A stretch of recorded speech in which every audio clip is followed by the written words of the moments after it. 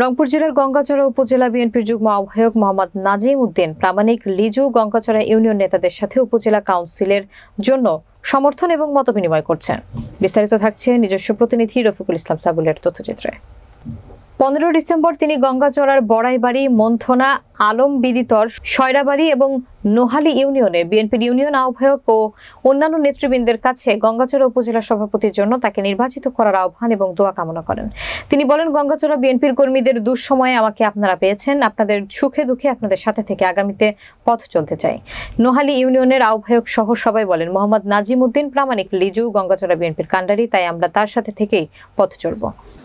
আমার কথা হলো, আমরা যে রাজনীতি, যারা জাতীয়তাবাদী দলের রাজনীতি করি, আমরা দীর্ঘদিন ধরে যে আমরা অনেক ত্যাগ তিতিক্ষা স্বীকার করেছি, যে কারণে আমরা এখন চাচ্ছি যে স্থানীয় নেতৃবৃন্দ থেকে শুরু করে আমরা তৃণমূল পর্যায় থেকে শুরু করে আমরা এমন একটি অবস্থান চাই, এমন এক লোককে আমরা উপজেলার দায়িত্বে চাই, যে লোকটা সর্বসময় মানুষের পাশে দাঁড়াবে এবং মানুষের সাথে থাকবে এবং মানুষের সুখ দুঃখে দাঁড়াবে।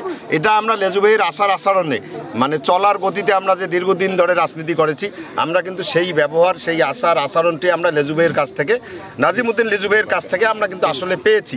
তাই আমরা মনে করি বা আমরা আশাবাদী যে আমরা সকলেই 9টি ইউনিয়ন মিলে, 9টি ইউনিয়নের নেতৃবৃন্দরা সহ সকলেই মিলে যদি তাকে উপহার দিতে পারি, তাহলে আগামী দিনের রাজনীতিটা আমাদের জন্য হয়তো সুদূর প্রসারী হবে, এতটুকুই আমি আশা করি। 9টা ইউনিয়নে আমি মোটামুটি ভর্তিছি, বুঝছেন, আমাকে 9টা ইউনিয়নের লোক আমাকে আশাতে ভালোবাসতেছে।